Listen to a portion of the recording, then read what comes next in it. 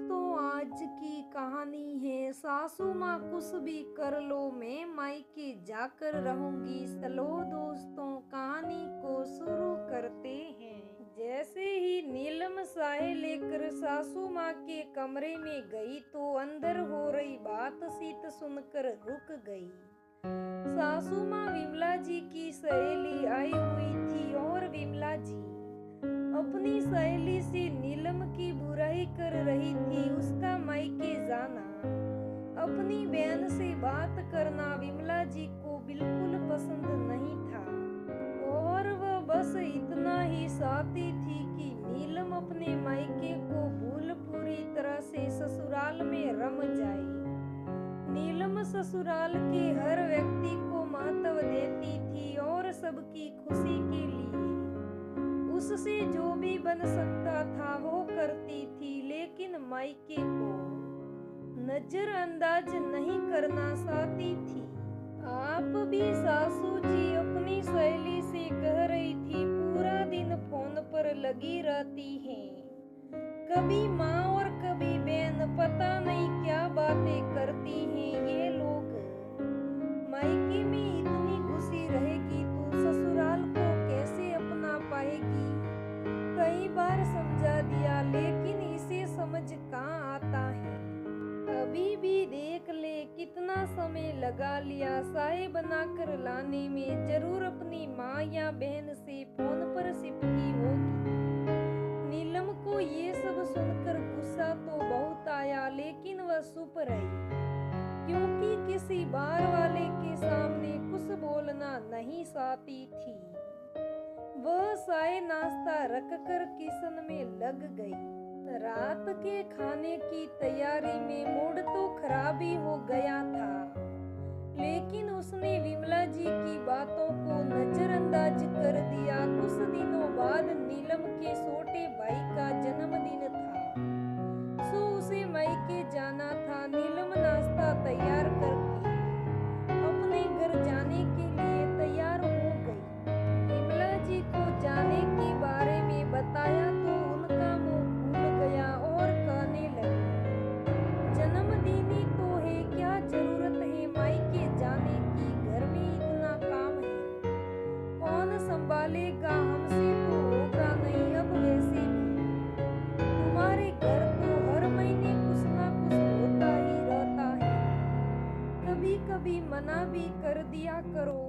सासू जी की बातें सुनकर नीलम का खून खोल गया। आज तो वह बोलने ही वाली थी, लेकिन उससे पहले ही पति अमन ने कहा, माँ जाने दीजिए, नीलम को उसके छोटे भाई का जन्मदिन है, कल आ जाएगी वापस और आपको कुछ करने की जरूरत नहीं है, मैं बाजार से खाना ले आऊंगा। अमित की बात सुन विमला जी चुप हो गई और नीलम भी खुशी खुशी चली गई अपने मायके। वक्त निकलता गया। नीलम को अपने ससुराल में आए पूरे 2 साल हो गए, लेकिन विमला जी के व्यवहार में कोई सुधार नहीं आया, बल्कि दिन ब दिन उन्हें और ज्यादा परहेज होने लगा। नीलम के मायके जाने से या किसी के उसके ससुराल आने पर एक दिन नीलम के घर से फोन आया कि माँ सीढ़ियों से गिर गई हैं और उनके पैर में फ्रैक्चर हो गया है। बड़ी बहन माँ बनने वाली थी, 9वां महीना चल रहा था, सो आ नहीं सकती थी। भाई और पापा दोनों ही बहुत परेशान थे क्योंकि किसी ने खाना तो दूर से भी बनाना नहीं आता था। नीलम ने अपने घर की सारी परिस्थिति बताकर जाने के लिए कह दिया। अमित ने भी हाँ कर दिया और अपनी माँ से बात करने आ गया। साथ में नीलम भी थी। अमित और नीलम ने अपने घर की सारी परेशानियों के बारे में विमला जी को बता दिया। फिर भी विमला जी नाराज होकर बोली, हमसे पूछने की क्या जरूरत है, हम मना कर देंगे तो कौन सा रुक जाओगी तुम, वैसे भी तुम्हारे हमारे लिए तुम्हारा मायका हम सबसे ज्यादा जरूरी है, अपने पति से भी ज्यादा जरूरी, तभी तो जा रही हो। 1 महीने के लिए ये भी फिक्र नहीं है कि कैसे मैनेज करेगा, ये इसके सारे काम कौन करेगा।